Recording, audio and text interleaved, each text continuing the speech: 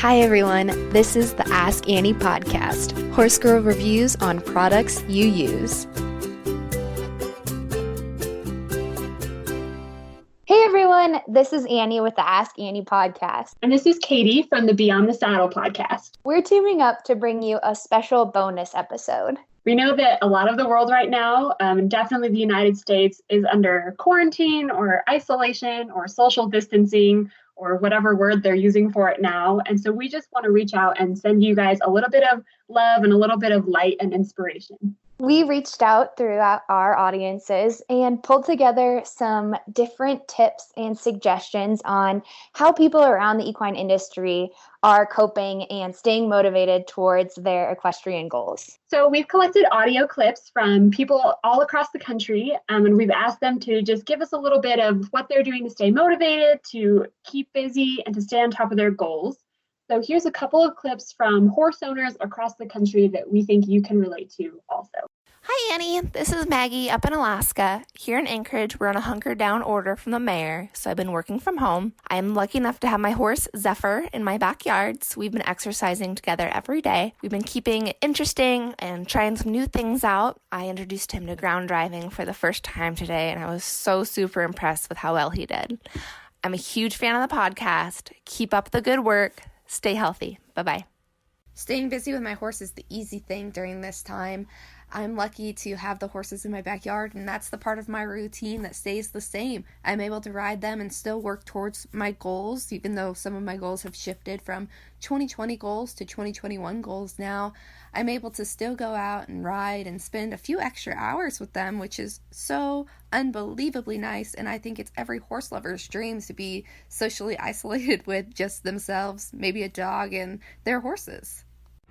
As someone with close ties to the equestrian industry, I've already seen a lot of my friends whose businesses have been impacted by this virus, where show cancellations mean loss of income, not only for trainers, but also organizers, show photographers, and everyone else affiliated with that event.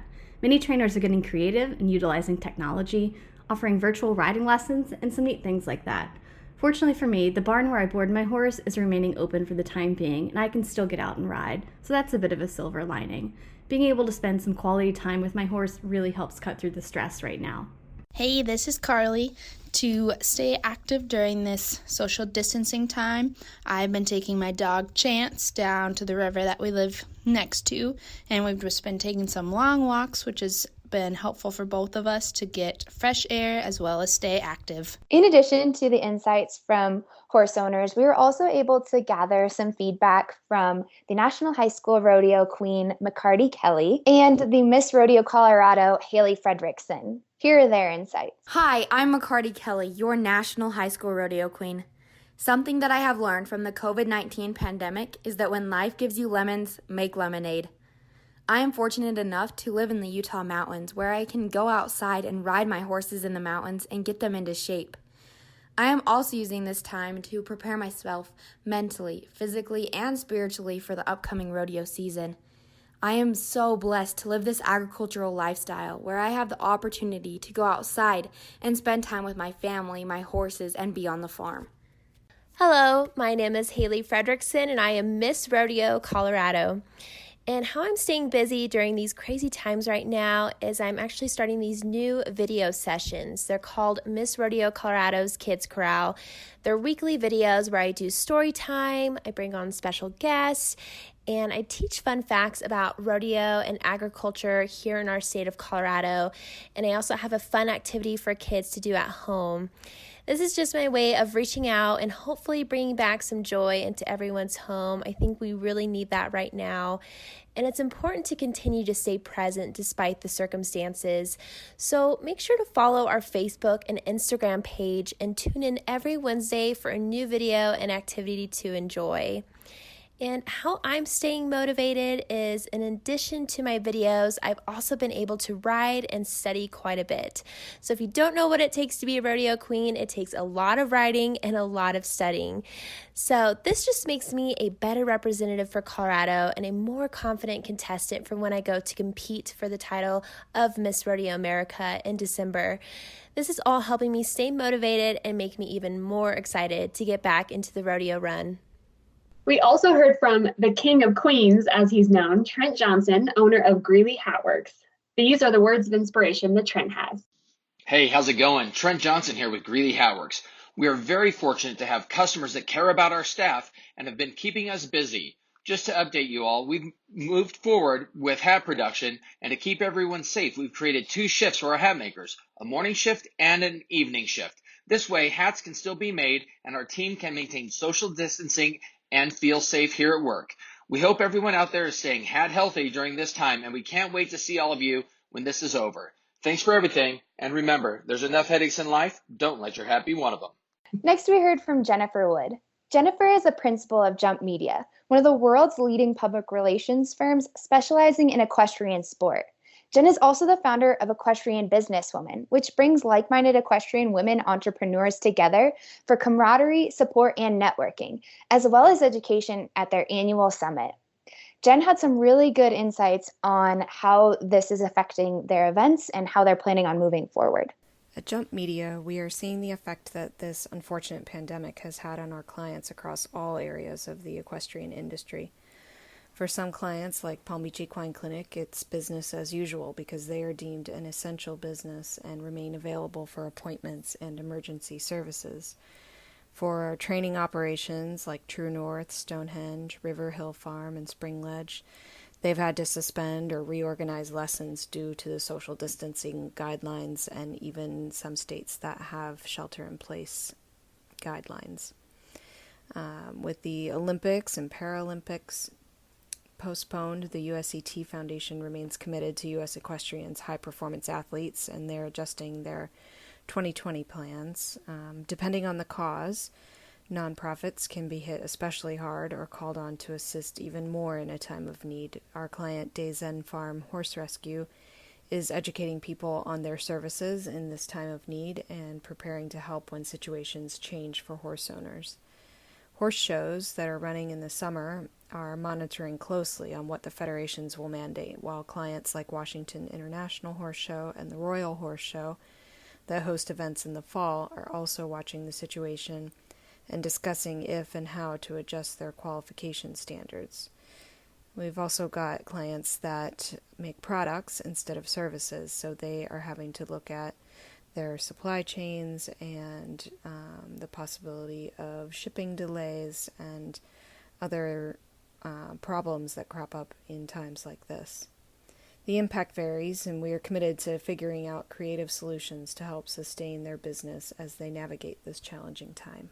We also heard from Thea Larson, and you can find Thea as an influencer on Instagram with Thea Does the Things and the Cowgirl Diaries. And Thea talks a lot about what it's like working from home, since that is kind of her everyday and all of the great things that she puts together and building community. So this is what she has to say.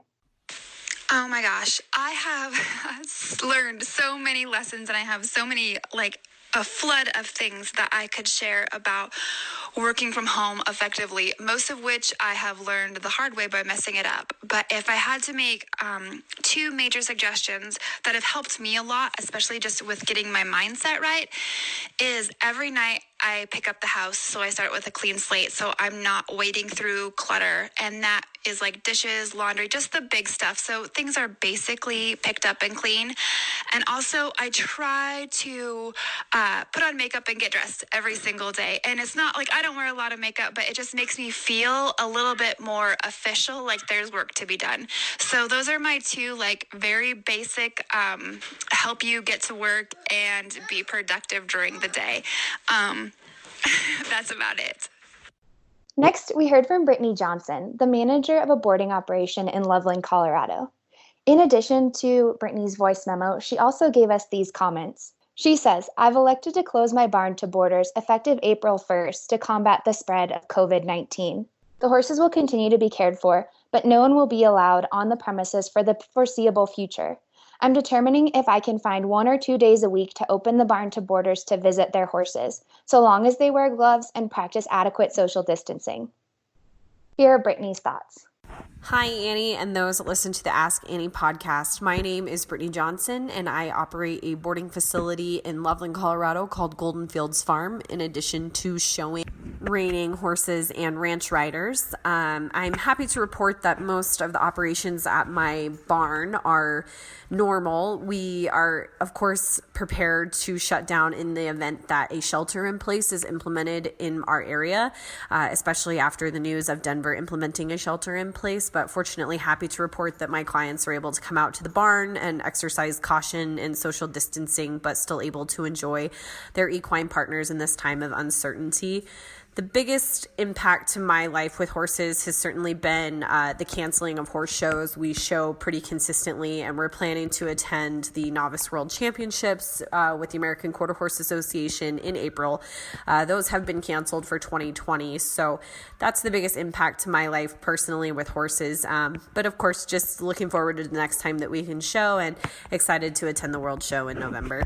Everyone have fun and be safe out there, and look forward to seeing everybody as soon as we can all quit social distancing.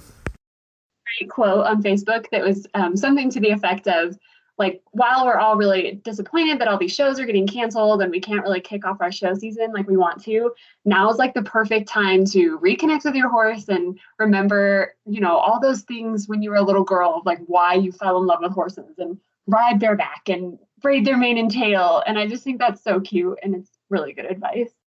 My heart goes out to everybody that is affected by this, to the point where their barns are closed down and they can't go see their horses and ride. I'm very fortunate to have them with my family, and I can just walk out the door and go and be with them. And it definitely provides that sanity that you feel like you've lost touch with the world a little bit and they reground you. So I'm sorry to all you who cannot. Yeah, and I'm kind of in the opposite boat, because I keep my horse at a boarding facility, and they're trying to cut down on spreading the disease and keeping everything clean. So they have limited us to going out there only for emergency situations. So it's really rough, but I'm hoping that with everyone sheltering in place here in Colorado, that I can go ride soon and get that back, because I'm really missing it. Emmy Soika, who was in Beyond the Saddle episode number 2, she's the volunteer manager at Hearts and Horses, which is a therapeutic riding center in Colorado. She speaks to this as well and talks about how even if we can't physically be with our horses, we have to remember that that's still what connects us, and that's the common thread to our community, and really speaks to how important that community is. So this is what Emmy had to say. There's a great quote by Fred Rogers going around. When I was a boy and I would see scary things in the news, my mother would say to me, "Look for the helpers. You will always find people who are helping." I stay motivated by figuring out the little ways I can embody this idea. As a volunteer manager, I know my volunteers are struggling to figure out what they can do and how they can stay connected. So how can I connect them to community resources, to each other, and most importantly, to our herd at Hearts and Horses? Therapeutic riding is all about recognizing the value that a relationship with a horse can have on our human mental health and sanity. We could all use a little help right now, and our horses, even if we can't physically be with them, can still serve to keep us grounded and be the common thread that connects us to the people around us, even if it's a digital connection. So at the beginning of this year, I met Sarah from the National Reining Horse Association at the Art of the Cowgirl event, and she was just full of light and just positivity. And she has shared a little bit of that light and positivity with us. So give her a listen. I think one of the best things about the Western industry is everyone, male, female, young, old, whatever your circumstances are, we are all tough as nails. But I think the flip side to that is we often don't pay enough attention to our own mental health. We're told cowgirls don't cry, or toughen up, or get back on, whatever it might be. But I think this time in our world, it's really a time to check in with ourselves and, look kind of deep and see what we need during this kind of crazy time we've never had to experience. Maybe for some it is an extra hour of productivity. Maybe for some it's taking a nap or a walk or meditating. But whatever it is, I think it's just such an important time to check in with yourself and see what you need and reach out to others and be able to communicate what you need from them, from this distant time we're all in. But I just think it's a really amazing reset. And I know it's scary and there's a lot of unknown, but I think there's a lot of good that can come out of it too.